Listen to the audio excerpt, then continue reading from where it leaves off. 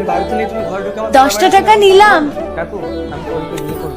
কানে কথা যায় না নাকি? গরিবদের সাথে শুনেছি। সম্পর্ক করবে না। কেন নিলাম শুধবে না? ঠিক আছে যাও তাহলে। দিয়েছি এখন কখনো? কেন আজ তোমাদের বিয়ে?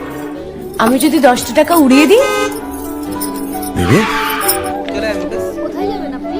এই আমার ছেলের জন্য সকলের মেয়েকে দেখতে যাচ্ছি। ওর মেয়ে তো আমি তবে যাই। দেখতে আপনি আমার বাড়ি চলুন। তাই এটা আপনার মেয়ে? বাহ ভারী সুন্দর দেখতে তো। এই চল। আমরা থিয়েটার দেখতে যাচ্ছি। আমি যাকে পছন্দ করব তাকেই তো। তুমি কি শুনলে আমি কি বললাম?